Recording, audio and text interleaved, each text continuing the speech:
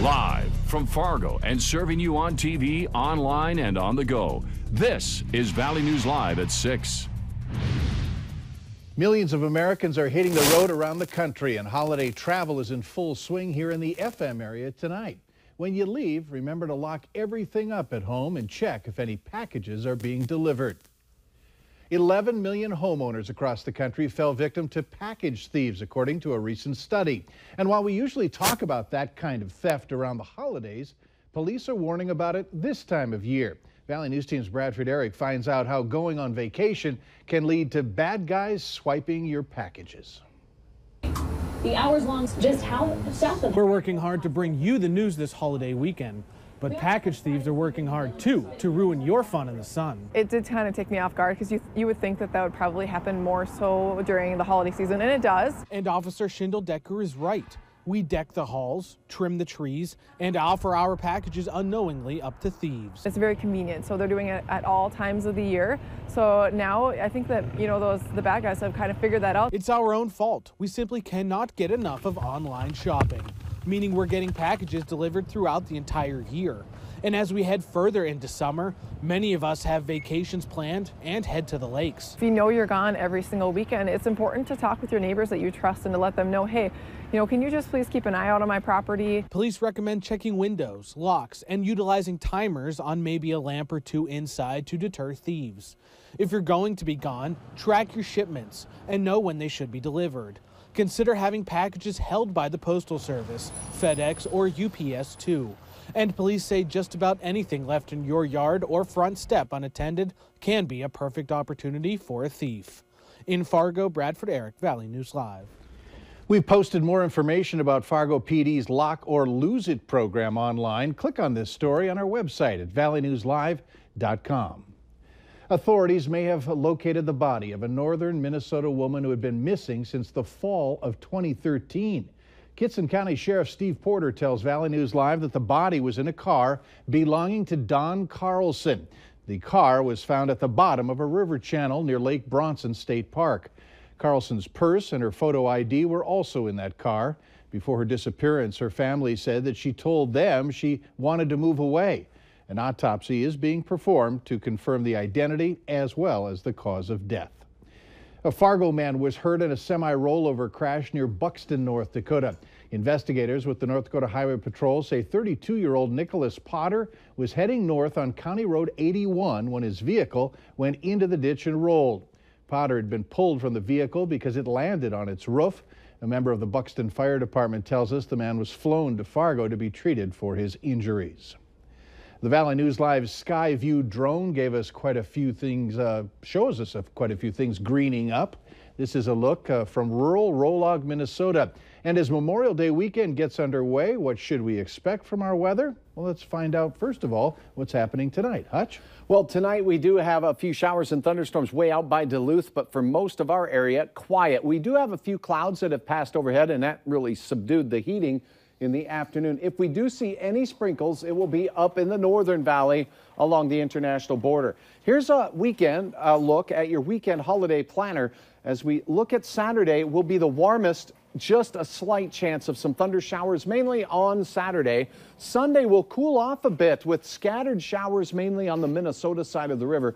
Fargo will be at 70 degrees, but the rest of the area likely in the 60s. And Memorial Day itself looking cool, breezy, with a chance of passing showers. So we'll have some sunshine time as we go through the night tonight and tomorrow, though. That'll be the best weather if you like sunshine. All right, we do. All right. All right, thanks. You bet. It was a hate crime that rocked Grand Forks. A Somali family-owned restaurant was firebombed about a year and a half ago. Valley News Team's Ryan Laughlin has the exclusive interview with the owners who are planning to rebuild. Around a year and a half ago, a Molotov cocktail was thrown through that window, destroying Juba Coffeehouse, a Somali-owned and operated restaurant. The community rallied, saying they wanted the owners to stay here, even raising tens of thousands of dollars for them, but we haven't heard from them. Haven't heard from them until today. When I drive by there, I try to avoid looking at it, but it's not good memory. A charred shell of a building serves as a scar. It kind of saddens me that it's still there. But today, Ilham Hassan is looking past old wounds. We will rebuild and we will come back, and we are coming back. Ilham is the co-owner of Juba. Today, she's back preparing food in this, Grand Forks' newest food attraction. This concept right here, the Uber for food truck, is really a rental for new flavors to get into our community. Today, it's Ilham's turn to be dishing up lunch. The KK dish, the flatbread cooked with meat and a little soup. But soon, plans for a new Juba. So hopefully in a month or two, we're expecting to open Juba fast food. Ilham says it was too expensive to renovate the old Juba location, even with insurance money and over $24,000 the Grand Forks community raised through a GoFundMe account. We decided to relocate it in Alamin Grocery, and we have big space in the back. Hopefully we will have that soon. This is the spot where the new Juba will be built. Ilham says they're working with a contractor, and some of the $24,000 from the GoFundMe account will go towards getting the new Juba up and running. Looking forward to putting the pain of losing their business behind them. The support that we get from the community kind of disregards all that. Juba fast food, coming soon. From Grand Forks, Ryan Laughlin, Valley News Live. They say the new restaurant is going to be deli style. It'll be located in the back of the grocery store. It will have Eastern African food with smaller portions and cheaper prices. They hope to have it up and running in less than 2 months. A group of women in South Fargo will be able to relax over the summer. During school days, they feed 800 kids in an hour. The lunch ladies at Carl Ben Eielson were honored today for being everyday heroes. 8th graders did a project on the group, learning what they do as well as their names. Today, students told the women how much they appreciate them. You know, it's a struggle with the economy, with getting good help and stuff, or getting people for that kind of over the lunch hour. That's kind of a struggle, but these ladies have been great. I don't have a big turnover at all.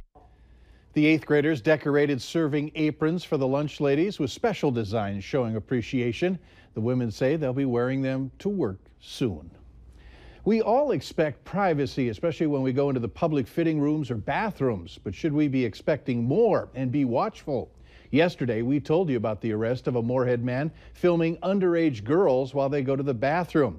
18-year-old Sam Hagan is out on bond. He told police he used the videos for his sexual pleasure. Valley News Team's Ashley Bishop explains some things you can look out for. Court documents outline 3 videos were found on a cell phone camera in a restaurant bathroom, leading to the question, should you be on alert in places you expect privacy? I always look around. When you go outside of your home, are you checking your surroundings? Spy Shop owner Don Fisher says it can be hard to spot a camera if you don't know what you're looking for. Knowledge does make you feel a little safer because I can look around pretty sure that there's nothing there. Local businesses tell us they check and clean their dressing rooms numerous times a day. But Fisher says people should be mindful that cameras can be hidden in objects like air fresheners, plants, and chargers. Just be aware. Be aware of your surroundings and pay attention to items that might be a little bit out of place. Fisher says they do have devices that can catch wireless camera radio signals and also devices that can detect camera lenses, even as small as pinhole cameras. In Fargo, Ashley Bishop, Valley News Live. In court documents, they say Hagan admitted to recording a bathroom in a bathroom before he was fired from his previous employer for doing so. That incident was never reported to police. Now, the manager of the Moorhead Panchero says the background check on Hagan came back clean. He says this shouldn't have happened and it should have been reported before. Students from Fargo South have been working on a home. 8 seniors took part in the school's City Revitalization Program building the home starting last August. Well, today, an open house showed off all of their efforts. The course's instructor says he's hoping that these kids are learning more than how to swing a hammer. He wants them to be good, self-sufficient consumers in the future. You know, what does good quality look like? Can they do some things on their own, hang some sheetrock in the basement or the garage or any of those kind of things? Can they problem solve their way through stuff so at the end they can do it themselves? The project forces the kids to use the basics of math and science in their everyday lives. Later on Valley News Live at 6, brave kindergartners check out some creepy crawly bugs. We have some clouds over the FM area that capped off our heating into the low 70s. Today, that's where we remain heading into our evening. A big weekend ahead. I'll have details on what you can expect coming up. Join us. Valley News Live continues after this.